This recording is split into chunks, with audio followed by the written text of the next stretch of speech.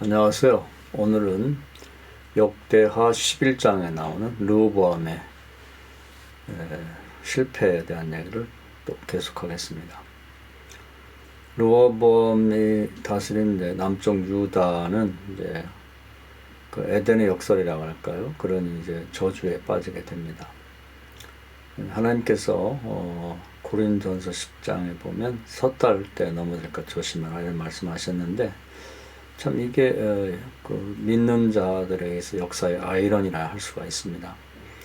하나님을 잘 믿고 하나님이 주신 축복 때문에 에덴 동산에 사는 것처럼 그렇게 되면 반드시 타락한다고 하는 것입니다. 거의 예외가 없는 것 같습니다. 그래서 사실은 신앙인들에게 있어서 가장 위기 상황은 어려울 때가 아니라 오히려 축복받고 최고의 행복을 누릴 때다, 이렇게 볼 수가 있습니다. 그래서 다윗도 고백하기를 고난이 나에게 유익했다, 이렇게 말하고 있습니다. 사울왕이 쫓겨 도망다닐 때는 항상 하나님을 의지하고 한시도 하나님의 도움 없이 살 수 없기 때문에 마치 출애굽한 이스라엘 백성이 광야 시대를 지날 때 매일 하나님 주신 만나를 먹고 또 옮겨갈 때마다 하나님이 구름기둥, 불기둥의 인도함을 받았고, 또 물이 없을 때는 기도해서 또 물을 찾아냈고, 이런 방식으로 살았을 때 겉보기에는 굉장히 고통스러웠지만 이제 하나님과의 관계는 아주 돈독했다. 그래서 마치 밀월기간, 신혼여행 기간 같다, 이렇게 표현하는데 다윗도 똑같은 거 경험했습니다. 다윗이 타락했을 때는 왕궁을 짓고 비단을 입고, 그리고 부하 장군들이 전쟁 나갔을 때 복도를 거닐면서 그 아래 동네에 있는 어떤 여인의 목욕하는 모습을 보고 그 밧세바를 데려다가 자기 아내를 취하는 이런 이제 그 불행한 일을 겪게 된, 그때가 이제 말하자면 섰다 할 때이고, 그때 이제 넘어졌다고 볼 수가 있습니다.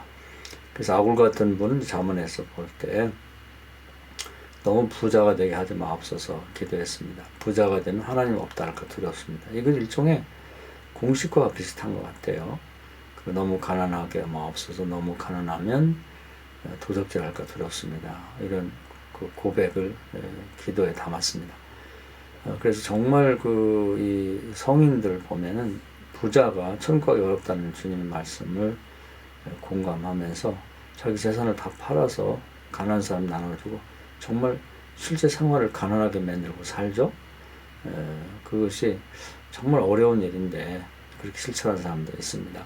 대표적으로 보면 프란시스 같은 사람, 또 톨스토이 같은 사람이 그렇습니다. 예수님을 찾아온 젊은 청년이 부자였기 때문에 주님이 그걸 팔아 남에게 주고 나를 따라오게 했을 때 그걸 결정 못했죠. 바울도 이제 훌륭한 인물이 된 이유는 그 예수님 만난 다음에 부자 청년에게 했던 말을 기억하면서 자기가 가진 모든 걸 다 버렸죠.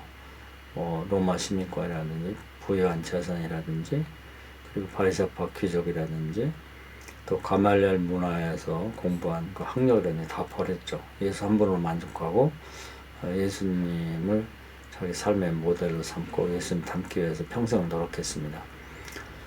이 부자라고 하는 것, 또 권세를 얻는다고 하는 것이 그 신앙인들이 굉장히 그 위험한 상태라고 하는 걸 우리가 이해하는 것이 굉장히 좋습니다. 자, 오늘 그 르호보암 역시 비록 남북이 갈라져서 북쪽에 10지파가 떨어져 나갔고 남쪽 유다만 남은 상황이지만 나름대로 아버지가 그동안 일궈놓은 그런 이제 무슨 여러 가지 성공한 것들이 있기 때문에 그걸 누리며 살면서 상당히 나라가 견고하고 강해진 것 같아요. 그럴 때 이제 위기가 또 찾아왔습니다. 한번 성경을 확인해 보겠습니다. 역대하 12장이네요. 12장에 보면 르호보암의 나라가 견고하고 세력이 강해지네, 이렇게 되어 있죠. 그가 여호와 율법을 버리고 온 이스라엘을 본받는 자라. 북쪽 이스라엘이 타락했는데 거기를 본받게 됐다는 거죠. 그래서 나라가 견고하고 세력이 강해지면 이제 타락했다는 것입니다. 섰다 할 때 넘어질까 조심하라는 그런 경고, 거기에 이제 딱 해당되는 사항이 되겠습니다. 또 2절에 보면 그들이 여호와께 범죄함으로 르호보암 왕 제5년에 애굽 왕 시삭이 예루살렘을 치러 올라오니 이렇게 되어 있습니다. 때와 기한이 문제일 뿐이지 이제 하나님 말씀을 버리고 타락하면 반드시 처벌이 옵니다. 일종의 저주인데요. 성경에 보면 심오한 그런 내용이 있습니다. 뭐냐면 저주도 하나님의 사랑의 마지막 방편이다 이런 것이죠. 예수께서 말씀하시기를 다리가 범죄하면 두 다리를 끊고 천국 가는 게 낫다. 또 눈이 범죄하면 두 눈을 뽑고 천국 가는 게 낫다 이렇게 말씀하셨거든요. 왜냐하면 그래도 천국 가게 되면 뭐 죽는 순간에 이제 뭐 육신은 다 벗어서 땅으로 보내고 나중에 부활할 때 이제 온전한 몸을 입을 수 있기 때문에 그것이 낫다는 거죠. 그러면 저주보다 더 나쁜 건 뭐냐? 뭐 그것은 아예 잘못을 하고 또 타락해도 하나님 내버려 두는 것이죠. 근데 이제 이런 믿음의 눈을 보지 않으면 뭐 그것 때문에 하나님이 계시니 안 계시니 뭐 심판을 하느니 못하느니 뭐 이런 불만을 갖게 되는데 저주마저 안 하는 것은 뭐냐면 마치 사형받을 사람들에게 마지막 소원 뭐 맛있는 거 먹고 싶으면 먹여주고 또 뭐 자기 하고 싶은 대로 다 하라고 이제 잠시 기회를 주는 거나 마찬가지죠. 그러니까 이것은 뭐 거의 하나님이 버려버렸기 때문에 죽기 전에 슬픈 뭐 마음대로 하고 그 다음에 죽은 다음에 지옥 가라는 얘기. 그것은 마치 태풍 전야처럼 고요하고 조용하지만 좋은 게 아니라 정말 위기 상황이고 위험한 것이다 이렇게 볼 수가 있습니다. 지금 남쪽 유다 지역의 르호보암이 다스린 나라도 마찬가지입니다. 그래도 하나님께서 타락한 이들을 구원하시려고 저주를 내리시죠. 그 당시에 이제 그 주변에서 가장 강대국이 애굽인데 애굽의 그 시삭이라는 자가 이제 주변 다른 나라와 연합해서 주변 국가들을 다 침공하고 식민지를 만들어 나가고 있습니다. 전염병과 비슷하죠. 전염병에는 눈이 없기 때문에 뭐 누구를 피해가고 그런 건 없습니다. 하나님 보호하면 이제 그거는 피해가지만 다 공격하죠. 요즘에 코로나 때문에 늘 걱정을 많이 하고 있는데 하나님 철저히 믿게 되면은 시편 91편에 재앙이 오지 못하도록 막아준다 그랬거든요. 그래서 하나님이 보호해 주시면 이제 피해가거나 또 뭐 걸린다 할지라도 경미하게 넘어가기 마련인데 내버려두면 뭐 모든 사람 믿는 사람 안 믿는 사람 다 뭐 쓰나미처럼 다 밀고 들어와서 통과해 가는 거죠. 다 걸리게 되어 있습니다. 시삭이라고 하는 자가 마찬가지죠. 시삭이라는 그 다스리는 애국의 군대만 해도 강력해서 이스라엘이 막아낼 수 없는데 주변 국가들까지 연합해서 들어오기 때문에 뭐 당해낼 수가 없는 거죠. 뭐 특별히 주변 국가를 다 점령하고 나가는데 쓰나미처럼 뭐 이스라엘하고 또 남쪽 유다라고 내버려 둘 필요는 없는 것이죠. 다 점령하는 거죠. 하나님이 보호의 손길을 펼쳐서 보호해 준다면 그냥 지나갈 수 있지만 그렇지 않으면 당하게 마련입니다. 자, 그래서 여기 보면은 뭐 그 시삭이라는 자의 병거가 뭐 군사력이 얼마나 큰가를 얘기하는 거죠. 1200대. 병거는 요즘으로 하면 전차입니다. 마병이 6만 명이며 또 애굽에서 올 때 혼자 오는 게 아니라 주변 국가인 리비아와 숙과 구스 사람이 헤아릴 수 없이 많더라. 연합국을 형성해서 침공해 오니까 순식간에 시삭이 유다의 견고한 성읍들을 다 빼앗고 예루살렘 성만 남은 거예요. 큰일 났죠. 이제 이때 이제 마음이 졸이니까 남쪽 유다의 방백들, 군대 장관이나 뭐 지휘관들이 다 모였죠. 예루살렘에 모여가지고 이제 어떻게 하면 좋을지를 논의하고 있을 때 하나님이 또 기회를 주죠. 선지자 스마야라는 사람이 나타나서 르호보암과 방백들에게 나와서 여호와께서 하신 말씀을 전하죠. 뭐냐면 너희가 나를 버렸으면 난 너희를 버려 시삭의 손에 남겼노라 하셨다니라 이렇게 되어 있습니다. 이것만 알아도 우리가 신앙생활에서 인생에서 이제 성공하게 됩니다. 그건 뭐냐면 하나님께서 기본적으로 세상을 다스리는 원칙은 이제 자연법입니다. 하나님 앞에 잘하면 하나님도 잘해주는 거고 잘못하면 또 잘못해 주신다. 그 뭐 야고보서 4장에 나와 있죠. 너희가 나를 가까이 하면 내가 너희를 가까이 하고 너희가 나를 멀리하면 나도 멀리할 것이다. 그 얘기도 똑같은 것입니다. 그래서 여기 보면은 뭐 시간이 문제일 뿐이지 하나님을 버렸기 때문에 하나님도 이스라엘을 버리는 거죠. 이스라엘 백성이 하나님을 버렸는데 하나님은 이스라엘 백성 끝까지 붙잡고 있는데 그런 건 없는 것입니다. 그래서 대개 여기 보면 이제 5년이 걸렸죠. 오늘 말씀에도 보면 앞에 이제 5년 그 로보암이 왕이 오른 지 5년 됐다고 그러는데 5년을 하나님 정한 것 같아요. 근데 그 정한 기간이 넘으니까 마침 그때 이제 그때 다릅니다만은 뭐 전염병이 있으면 전염병을 활용하기도 하고 이렇게 뭐 제국이 마침 막 생겨가지고 전쟁을 하는 때는 이제 전쟁을 활용하기도 하고 그렇게 해서 이제 저주를 내리는 것이죠. 그래서 이제 거의 뭐 나라가 풍전등화의 입장에 놓이게 됐는데 하나님이 또 한 번 마지막으로 이제 시험 당할 때 피할 길을 열어주시죠. 그랬을 때 마침 다행인 것은 르호보암과 방백들이 절대 전명 위기에 처하니까 하나님 앞에 겸손해졌습니다. 정말 우리가 잘못 살았구나. 앞으로 그렇게 살면 안 되겠다. 이런 겸손한 마음을 갖게 되죠.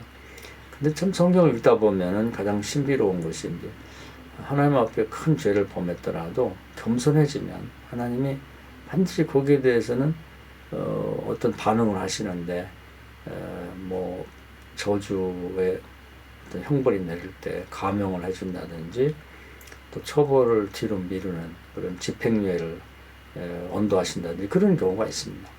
그 대표인 예가 그 아합을 보면 그렇습니다. 아합을 하나님이 처벌해 죽이려고 그랬죠. 그래서 다 빼앗아서 왕권을 빼앗아 다른 나라, 다른 지파에게 주려고 생각하셨습니다.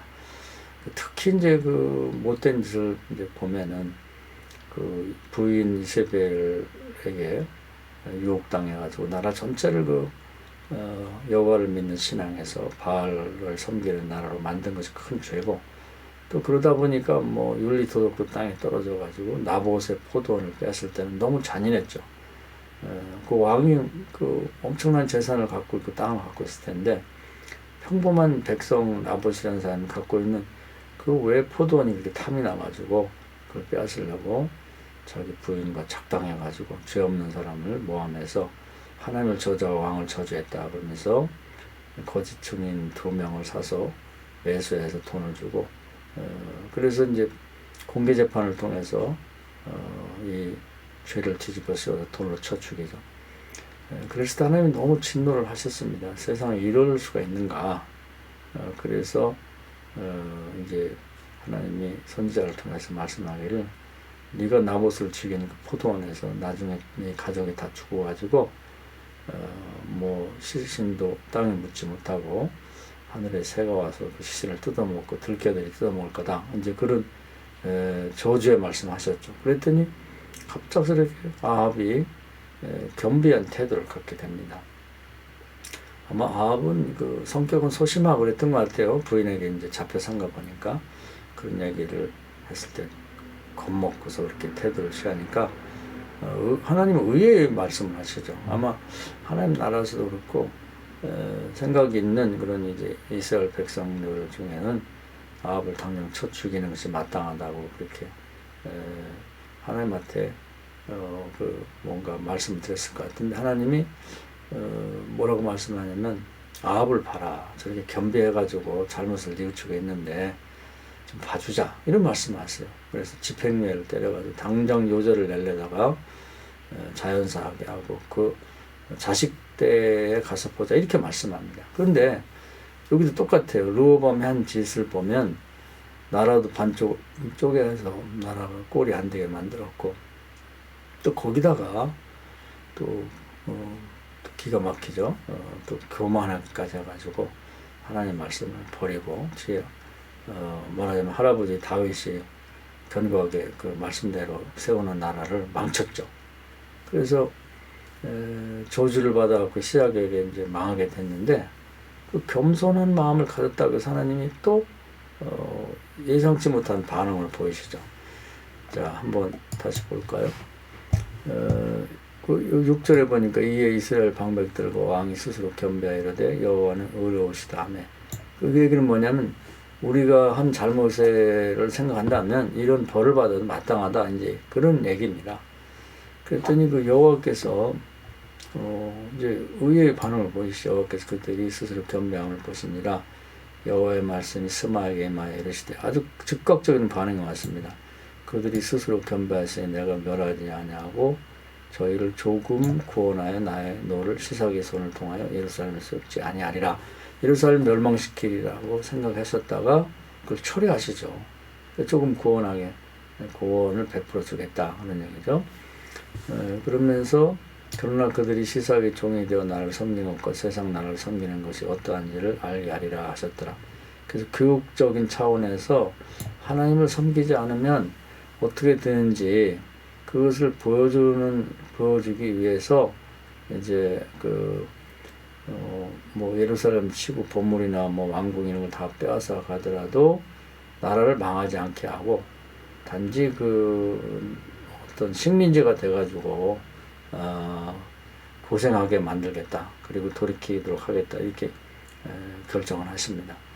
그런 점에서 이제 겸손하다고 하는 건 정말 신앙인들이 장착해야 될 가장 중요한 덕목 같아요. 뭐 어르신도 그런 말을 했다고 합니다. 뭐냐면 그 신앙인이 가져야 할 세 가지가 있다면 뭐냐 이렇게 물었을 때 첫째도 겸손이고 둘째도 겸손이고 세 번째도 겸손이다 이렇게 말했다고 합니다. 마치 그 김구 선생한테 누군가 소원 세 가지를 말하려 할 때 첫째도 독립, 둘째도 독립, 셋째도 독립 이런 얘기를 듣는 거와 비슷하죠. 그 겸손은 이제 그리스도의 성품이다 이렇게도 표현하고 있고 반대로 교만은 사단의 성품이라고 말하죠. C.S. 루이스는 교만은 지옥에서 사단으로부터 직접 올라오는 것이다.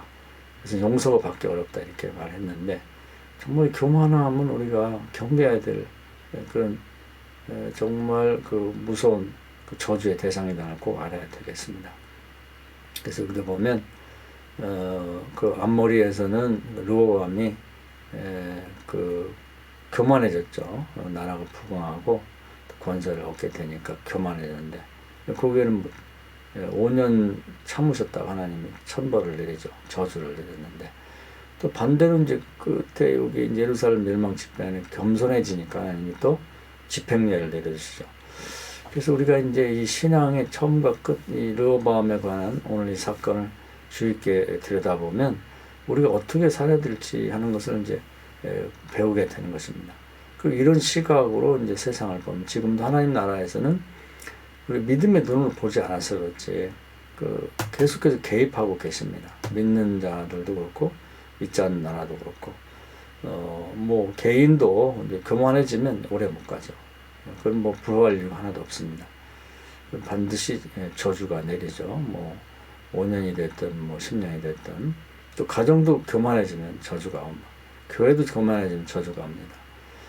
저주가 안 오면 큰일이죠. 그것은 뭐 버림받았다고 보면 되는 것입니다. 근데 국가도 마찬가지입니다. 이번에 주변 국가를 요즘에 보면은 좀 이웃이 잘 되면 서로가 좋은 건데 일본 같은 경우 뭐 중국 사람이 만주에서만 일본 사람이 중국인을 2천만 명을 죽였다고 합니다. 그뿐 아니라 우리나라도 큰 피해를 줬고 뭐 동남아시아 뭐 호주까지 다 피해를 줬는데 잘못을 시인하지 않아요.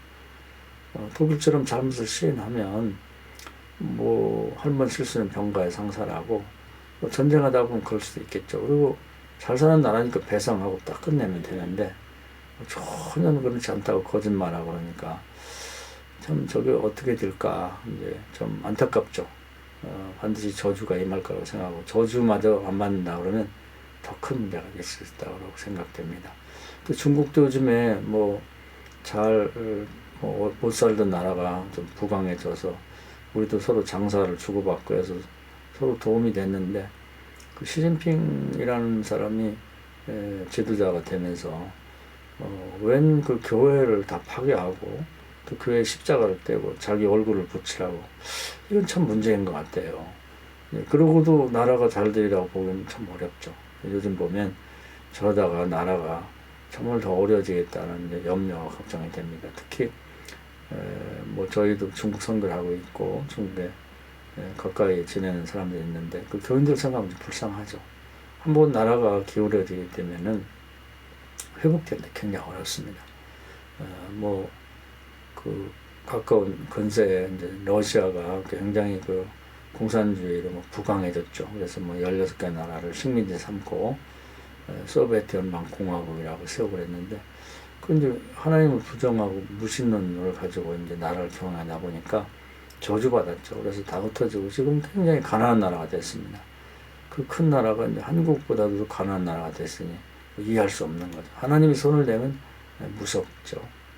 그래서 그런 시각으로 보면은 우리 세상이 지금도 하나님이 보이지 않지만 르호암 때나 모압 때나 지금이나 다 개입하셔서 역사하시고 세상을 다루고 계시다는 걸 볼 수가 있습니다. 우리가 어떻게 살아야 될 건가 하는 걸 오늘 이 본문을 통해서 깨닫게 되는데, 이 말씀 하나만 우리가 제대로 이해하고 묵상하고 산다면 세상을 보는 눈을 갖게 될 거고요. 또 나는 또 어떻게 살아야 할 건가 하는 어떤 결론을 얻을 수 있을 것 같습니다. 이 말씀 은혜가 되기를 바랍니다. 감사합니다.